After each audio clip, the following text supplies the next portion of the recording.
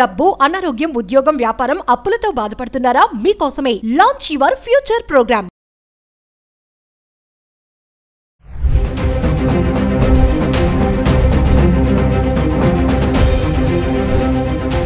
నమస్తే, welcome back to Suman TV. ప్రస్తుతం మనతో పాటు ఉన్నారు మేనేజ్మెంట్ కన్సల్టెంట్ సంపత్ సముద్రాల గారు. నమస్తే సార్. సార్, ట్రంప్ మనం చాలా వీడియోలో మాట్లాడుకున్నాం. ఇప్పటికీ ట్రంప్ చాలా నిర్ణయాలు తీసుకుంటున్నాడు. మరి birth right citizenship, illegal immigrants వద్దు, డెలివరీ టైంకి ఇక్కడికి వచ్చి ఆ పిల్లలకి బర్త్ రైట్ సిటిజన్షిప్ కోసం అని ట్రై చేస్తున్నా అని చెప్పి దానికి ఒక బ్యాన్ చేశారు. అది ఇంకా అవ్వలేదు, స్టేలోనే ఉంది. మరి ఒక్కసారి మరి ఏమవుతుంది, దాని కాన్సిక్వెన్సెస్ ఎలా ఉన్నాయి, ఏంటి, ఇంకా స్టేలోనే ఉందా, మరి ట్రంప్ దాన్ని కట్ చేస్తాడా, కొనసాగిస్తాడా అంటే ఒక్కసారి సార్. అమ్మ, మనం ఈ సబ్జెక్ట్ గురించి ఇంతకు ముందు కూడా మాట్లాడుకున్నాం. ఆ రోజుకి ఈ రోజుకి ఏమి మార్పు లేదు. Okay, so people are still enjoying the right. ఇవాళ వరకు ఏం మార్పు లేదు. మరి ఈ సబ్జెక్ట్ మీరు ఇవాళ ఎందుకు అడుగుతున్నారో కూడా చెప్తాను నేను. ఇవాళ మీరు ఎందుకు అడుగుతున్నారు ఈ సబ్జెక్టు అని అంటే, మే 15వ తారీఖున సుప్రీంకోర్టులో అక్కడ ఈ కేసు ఆర్గ్యుమెంట్స్ డిస్కషన్స్ అయ్యాయి. అందుకని మళ్ళీ అందరూ ఓకే ఈ సబ్జెక్ట్ గురించి మాట్లాడుతున్నారు. సుప్రీంకోర్టు అక్కడ మోస్ట్లీ జూన్లో డెసిషన్ ఇవ్వచ్చు. కాబట్టి జూన్ వరకు అయితే ఈ రైట్ ఉంది.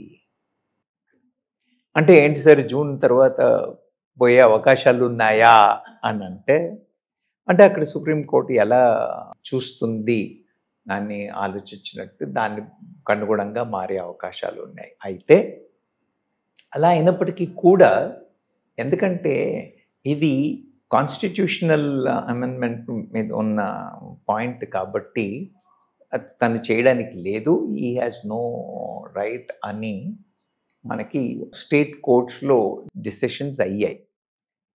స్టేట్ కోర్ట్స్లో డిసిషన్స్ ఇచ్చేప్పుడు 1-2 స్టేట్స్లో కోర్ట్స్ నేషనల్ వైడ్గా ఇది వర్తిస్తుంది అన్నట్టుగా జడ్జిమెంట్లు ఇచ్చారు. అయితే ట్రంప్ గారు గవర్నమెంట్ సుప్రీంకోర్టులో వేసిన కేసు ఏంటంటే, అవి స్టేట్ కోర్టులు అవి నేషనల్ పరంగా ఎలా రూలింగ్స్ ఇస్తాయి అని ఛాలెంజ్ చేయడమే తప్పితే బర్త్ రైట్ని వాళ్ళు అప్పీల్ చేశారా, డ్రాప్ చేశారా అన్న సబ్జెక్ట్ మీద కోర్టుకు వెళ్ళలేదు.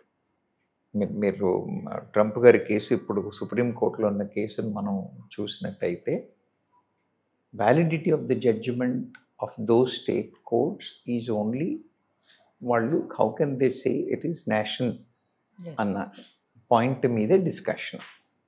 కాబట్టి ఆ జడ్జిమెంట్ వచ్చిన ఆ పాయింట్ మీదే డిస్కషన్ తప్పితే బర్త్ రైట్ మీద అన్న డిస్కషన్ కాదు. కాబట్టి అది ఇంపాక్ట్ అయ్యే అవకాశాలు తక్కువ. అంటే కంటిన్యూ అవుతుంది, రైట్ ఉంటుంది అనే బిలీవ్ చెయ్యాలి మనం. ఓకే, మరి కోర్టు ఏం డైరెక్షన్స్ ఇస్తుంది, కోర్టు ఏం ఒపీనియన్ ఇస్తుంది అని అనేది మనం జూన్ వరకు వెయిట్ చేయాల్సిందే. జూన్లో సుప్రీంకోర్టు డెసిషన్ తరువాత ఏం మార్పులు ఉంటాయి ఏంటి అనే దాని మీద డిసైడ్ అవుతుంది. ట్రంప్ తీసుకునే నిర్ణయానికి కోర్టు ఆమోదం తెలుపుతుందంటారా, వ్యతిరేకిస్తుందా? అమ్మ, ఎక్కడైనా కూడా కాన్స్టిట్యూషన్ ప్రకారంగా ఉండాల్సిన సబ్జెక్ట్ని ప్రతి ప్రభుత్వాలు, ప్రతి దేశంలో కూడా, భారతదేశంలో కానివ్వండి, యుఎస్లో ఎక్కడైనా కూడా కొన్ని రైట్స్ ప్రభుత్వాలకు ఇవ్వబడతాయి. అవునా? కొన్ని ప్రెసిడెంట్ ఇండిపెండెంట్గా చేయడం, కొన్ని పార్లమెంట్లో అప్పర్ హౌస్లోనో లోవర్ హౌస్లోనో డిసైడ్ చేయడం అనేవి రూల్స్ ఉన్నాయి. అవి ఫాలో అయినంత వరకు కోర్టులు ఏం చేయలేవు. అవి ఫాలో కానప్పుడు మరి ఒకసారి లా ఉంది, ఈ ప్రభుత్వాలే లాస్ ఎనాక్ట్ చేస్తాయి. ఎనాక్ట్ చేయబడ్డ లాని వాళ్ళు ఫాలో అవ్వకపోతే, ఇప్పుడు నేను చెప్పాను కదా, ఇది కాన్స్టిట్యూషన్ అమెండ్మెంట్ని ఛాలెంజ్ చేస్తున్న పాయింట్ కాబట్టి ఇది ఆయన ఇండిపెండెంట్గా తీసుకున్న డెసిషన్ కాబట్టి ఇది చెల్లదు. He cannot take a decision like that అనే పాయింట్ మీద డిస్కషన్. అంటే చెల్లదు అంటున్నారు కదా సార్. అంటే నాది ఒక క్వశ్చన్, ఇప్పుడు అమెరికా అధ్యక్షుడు కదా ట్రంప్, మరి తనకి తెలీదా నేను ఈ రూల్ పాస్ చేస్తే ఇది కోర్టు కొట్టేస్తుంది అని? అంత పెద్ద దాన్ని ఎలా తీసుకొచ్చారు? అంటే స్టార్టింగ్ నుంచి ట్రంప్కి ఒకటి ఏంటంటే ఇల్లీగల్ ఇమిగ్రెంట్స్ ని అరికట్టాలి. నో ఆయన ప్రయారిటీస్ ఆయనకు ఉన్నాయి. యు అండర్స్టాండ్, ఆయన ఛాలెంజెస్ ఆయనకు ఉన్నాయి. ప్రతి స్టేట్లో ఇప్పుడు మన భారత ప్రభుత్వం చేసిన డెసిషన్స్ కూడా కొన్నిసార్లు సుప్రీంకోర్టు కొట్టేసింది, అవునా?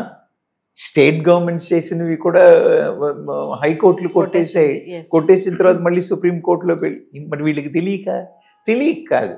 అప్పుడున్న వాతావరణం, అప్పుడున్న పరిస్థితి, అప్పుడున్న పొలిటికల్ సినారియో, వాళ్ళ ఎలక్షన్స్ ముందు ఇచ్చొచ్చిన ప్రామిస్లు, ఇవన్నీ ఇన్ఫ్లుయెన్స్ చేస్తాయి కదా. సో కనీసం ఇంప్లిమెంట్ అవుతుందా కదా వేరే విషయం. అలాంటి అప్రోచ్ అతనికి ఉంది, ఈజ్ ఇన్ అవర్ ఫేవర్ అన్నదన్న పబ్లిక్ కి చూపించాలి కదా అతను, అవునా కదా? ఆయనకు అలాంటి ఉద్దేశం ఉంది, he's looking for us, he's trying to do something అన్న మైండ్ సెట్ అయితే ఉంది, అన్న ఆలోచన అయితే కలగాలి కదా. అందుకని తెలియకపోవడము అని కాదు. Okay, so everybody will try to do whatever best possible. కొన్నిసార్లు ఇలాంటి పొరపాట్లు లేదా డెలిబరేట్గా చూద్దాం, if it is not challenged అన్నట్టుగాను, because they are super powers. So అది నేను అంటున్నాను కదా, మన దేశంలో అవ్వలేదా? మన వాళ్ళు చేయట్లేదా? మరి మోడీ గారిని ఎత్తుతున్నారు, ఈజ్ ది నాలెడ్జ్ బ్యాంక్ అని అండి, ఇంకా what ever you talk about. మరి ఆయన డెసిషన్లు కూడా కోర్టులో ఛాలెంజ్ అవుతున్నాయి, అవ్వట్లేదా? అంతే, దానికి ఇట్ ఈజ్ సర్వసాధారణం. మనం దాన్ని క్వశ్చన్ చేయడానికి లేదు. ఆయనకి తెలిసి చేయడం, తెలియక చేయకపోవడం అని కాదు. పొజిషన్లో ఉన్నప్పుడు sometimes they are forced to take decisions like that.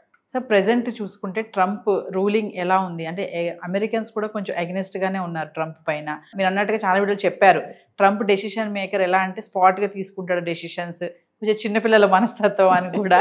అంటే ప్రెసెంట్ ఎలా ఉంది అనుకోవచ్చు సిచ్యువేషన్? అంత క్లియర్గా చెప్పలేమమ్మా. ప్రతి దానికి కూడా రెండు వైపులా యు అండర్స్టాండ్ మై పాయింట్. ఆయన ఉద్దేశం అంటే America first, he wants to bring America first. ఆయన ఉద్దేశంలో ఏం తప్పు లేదు. వ్యవహార శైలిలో అక్కడిక్కడో 2-3 పొరపాట్లు జరిగే అవకాశాలు ఉన్నాయి. కొంచెం తొందరపాటు వ్యక్తే, ఇంతకు ముందు ఉన్నప్పుడు కూడా ఆయన కొంచెం తొందరపాటు వ్యక్తే. కానీ ఆయన ఉద్దేశంలో వాళ్ళ దేశం ప్రజలకి మేలు కలగాలి అని అన్నప్పుడు he has to take care. కానీ దానివల్ల ఏమవుతుందంటే, ఆయన తీసుకున్న కొన్ని డెసిషన్స్ వల్ల అక్కడున్న ప్రజలకి కూడా, ఈవెన్ అమెరికన్స్కి కూడా అంత ఫేవరబుల్గా లేవు అన్న ఇది వచ్చినప్పుడు కొంత విముఖత వస్తుంది. కానీ ఇప్పుడే కదా మొదలైంది, ఇంకా ఆయనకి చాలా టైం ఉంది. ఒకవేళ ఏదైనా చిన్న పొరపాట్లు అటు ఇటు అయినా కూడా సరి చేసుకోవడానికి he still has lot of time. So we should wait and see without making a comment either this side or that side. We should wait and see. Further ga mari abroad education కి వెళ్ళాలనుకునే students మీరు ఏమని చెప్తారా? America ఇప్పటికైతే నేనేమన్నానంటే, నేను last time కూడా చెప్పాను, ఇక్కడ లేనట్టు అక్కడ ఏదో ఉందనుకుని పరిగెత్తాల్సినంత పరిస్థితి లేదు. మన దగ్గర విద్యా సంస్థలు బాగున్నాయి, మన దగ్గర ఎడ్యుకేషన్ సిస్టమ్ బాగుంది, మన దగ్గర ఆపర్చునిటీస్ బాగున్నాయి. మనం ఒక సూపర్ పవర్ అయ్యే పరిస్థితుల్లో ఉన్నాం. భారతదేశం అన్ని అవకాశాలు ఇస్తుంది. ఊరికే క్రేజ్ కోసం అమెరికాకి వెళ్ళడమే తప్పితే అక్కడ పెద్ద బెనిఫిట్స్ ఏమీ లేవు. అక్కడ కండిషన్స్ ఇంకా స్ట్రింజెంట్ అవుతూ ఉంటాయి.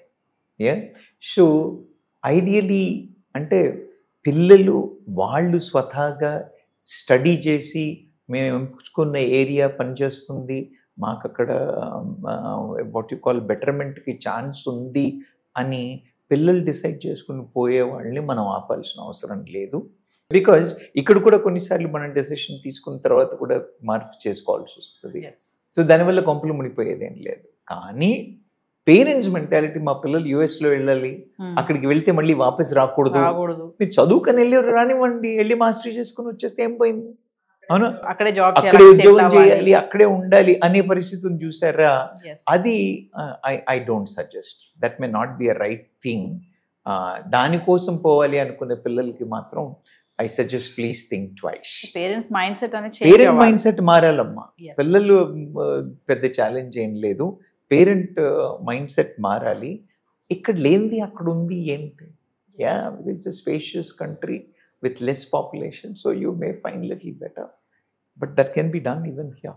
సో ఏదేమైనా బర్త్డే సిటిజన్షిప్ మాత్రం జూన్ వరకు వెయిట్ చేయాల్సింది. ఖచ్చితంగా. ఒకవేళ ట్రంప్కి అనుకూలంగా వస్తే మాత్రం చాలా స్ట్రిక్ట్ గానే ఉండొచ్చు అనుకుంటా. కాదు, అక్కడ ఆ కేసు కూడా బర్త్ రైట్ కి అన్న డెసిషన్ కాదు, ఆ పర్టికులర్ కోర్ట్స్ ఇచ్చిన డెసిషన్ కి మాత్రమే. కాబట్టి ఇప్పటికీ ఇంకా దాని మీద డెసిషన్ అవ్వదు. కాబట్టి జూన్లో వచ్చే డెసిషన్ కూడా mostly it may not impact, but that may pave a way whether to have or not to have అనేది we should wait and see. Thank you sir. Thank you.